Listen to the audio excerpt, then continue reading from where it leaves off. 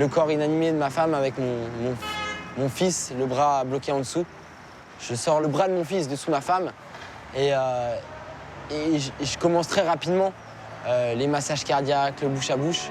Paniqué, Alan appelle les pompiers et les parents de Maëva. Au palais de justice de Pontoise, lundi dernier, Christian Rousseau et sa femme Graziella s'apprêtent à vivre une semaine difficile.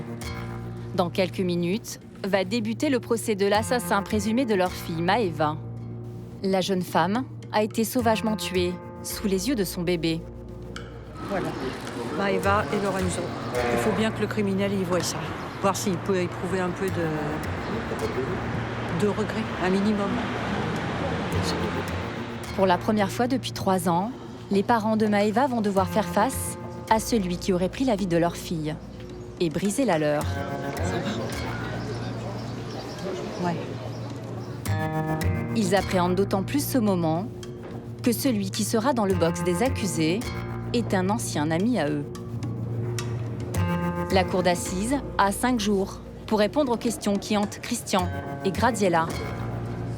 Pourquoi leur fille a-t-elle été tuée? Le meurtrier présumé avait-il prémédité son geste? Maëva Rousseau grandit dans un village en région parisienne. Elle passe une enfance heureuse avec ses parents et ses 4 grands frères. À l'adolescence, elle sort avec Rodolphe, un jeune du coin.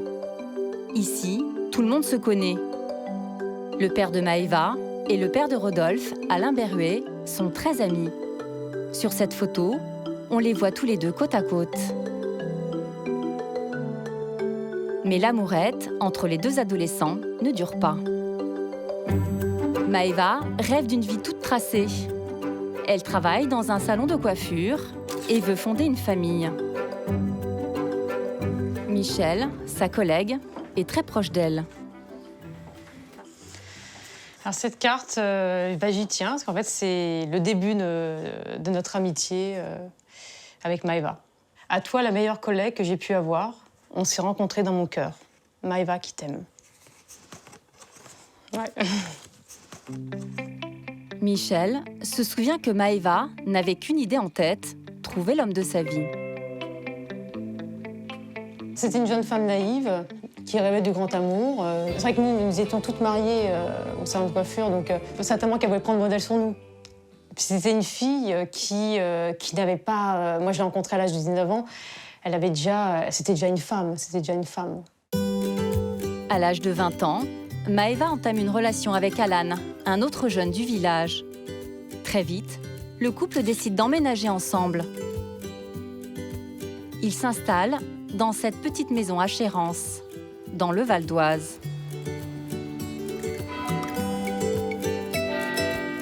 2 ans après le début de leur relation, en 2011, Maëva accouche de Lorenzo. Maman comblée, la jeune femme a la vie dont elle avait toujours rêvé. Son compagnon, Alan, se souvient de cette période heureuse. C'était ma femme, ma princesse. C'était quelqu'un d'aimant, de loyal, de fidèle. Et on avait beaucoup de projets ensemble. Et on avait toute la vie devant nous. Wow! Oui, non, pas les mains dessus. Bravo, mon chéri! J'ai rien pris pour le Pourtant, l'ancien petit copain de Maëva, Rodolphe, va venir troubler cette jolie vie de famille. Même s'il a une nouvelle compagne, le jeune homme n'arrive toujours pas à oublier Maëva. Il essaye de la reconquérir et ne cesse de lui envoyer des messages. Ce qui énerve beaucoup Alan. J'ai senti qu'il y avait une rivalité, j'avais vu Rodolphe. Voilà, il n'était pas content du tout que je sois avec Maëva. Le dernier message qu'il a envoyé, c'était « j'ai envie de toi ». Donc c'est plus qu'explicite. Je lui ai dit « si tu continues, je vais aller voir ta copine et je vais aller lui montrer les SMS ». Un soir, Alan met ses menaces à exécution. Il va voir la compagne de Rodolphe et lui montre les fameux SMS. Celle-ci se sent trahie et quitte Rodolphe. Rodolphe est fou de rage contre Alan. Après avoir bu de l'alcool, il prend sa voiture et décide d'aller s'expliquer avec lui. Mais sur la route, il rate un virage et perd le contrôle de son véhicule. L'accident est fatal. Rodolphe est retrouvé mort, à quelques mètres de sa voiture dans un champ.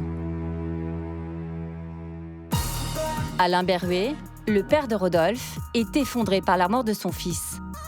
Il considère que les responsables de ce drame sont Alan et Maëva.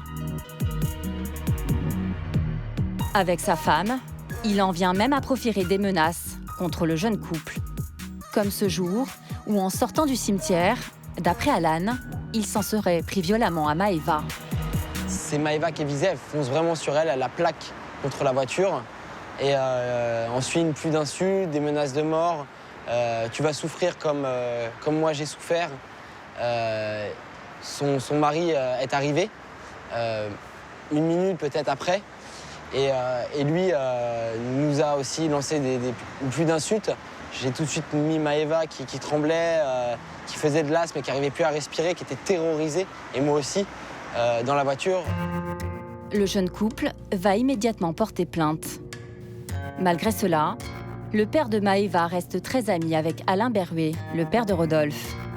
Il tente même d'apaiser les tensions. Moi, je voulais absolument arranger les choses. Je me suis dit, vu la perte de leur fils, je pense qu'ils ont perdu la tête quelque part. Et c'est pour ça que j'étais à la rencontre pour arranger le coup, quoi. Voilà, quoi. Le conflit semble être résolu. Mais le 8 avril 2012, vers 3 heures du matin, après son travail, Alan rentre chez lui et découvre une scène d'horreur. J'entends mon fils hurler, un cri que j'avais jamais entendu. Des hurlements de mon enfant que j'avais jamais entendu. Je monte en haut et je découvre le corps inanimé de ma femme avec mon fils, le bras bloqué en dessous. Je sors le bras de mon fils dessous ma femme et je commence très rapidement les massages cardiaques, le bouche à bouche. Paniqué, Alan appelle les pompiers et les parents de Maëva. Quand nous sommes arrivés là-haut, ils étaient en train d'essayer une réanimation. C'est au bout d'un moment qu'on a attendu. Le médecin est venu me voir en me demandant si elle avait des allergies. J'ai dit non. Et il est remonté, puis peu de temps après, il est descendu en nous disant « c'est fini ». La jeune femme est morte à la suite de plusieurs coups très violents, notamment sur le crâne. Alan a aussitôt de forts soupçons sur l'auteur du crime. Pour lui, c'est le père de Rodolphe. Il en informe aussitôt les gendarmes. Je leur dis dans ma déposition, je sais qui c'est Alain Berruet. Pourtant, Alain Berruet a un comportement tout à fait normal, notamment envers son ami, le père de Maëva. Pour le moment, il disait le lendemain ou sur le lendemain. On s'est croisés dans le village. Et, comment dire, il m'a présenté ses condoléances. Et à la suite, il a continué de me côtoyer, en fait. Mais curieusement, l'homme semble s'intéresser de près à l'enquête. La seule question qu'il m'a posée, c'est lorsqu'ils ont retrouvé une paire de gants, qu'il y a eu une enquête dans le secteur. Il m'a posé la question, mais cette fameuse question, il ne l'a pas posée qu'à moi-même, hein. Il l'a posée à d'autres, je suis au courant. Est-ce que l'on retrouve de l'ADN dans une paire de gants? Je lui dis bien sûr. Mais moi, sur le coup, je me dis, mais c'est l'ami qui s'intéresse à l'enquête. Rapidement, l'enquête de voisinage apporte des témoignages déterminants. Le soir du meurtre, des voisins auraient aperçu Alain Berruet avec des gants de ménage roses aux mains devant la maison de Maëva. L'homme est alors interpellé et placé en garde à vue. Très vite, Alain Berruet avoue avoir tué Maëva sur un coup de folie. Le soir du meurtre, il aurait dîné chez des amis avec son plus jeune fils. Pour la première fois, celui-ci accepte de témoigner. Il raconte que ce soir-là, son père était très alcoolisé. Il commençait à boire à l'apéro. Après le repas, il a encore bu. Il commençait à pleurer. Après, il lâchait des propos parce qu'il était alcoolisé. Il disait je suis vraiment triste sans mon fils et tout. Alain Berruet rentre chez lui vers minuit. Il est complètement ivre. Il s'équipe de bottes en caoutchouc, de gants de vaisselle et se rend sur la tombe de son fils Rodolphe pour la nettoyer, dit-il. Selon son avocat, Maître Louis, il n'a, à ce moment-là, aucun plan précis en tête.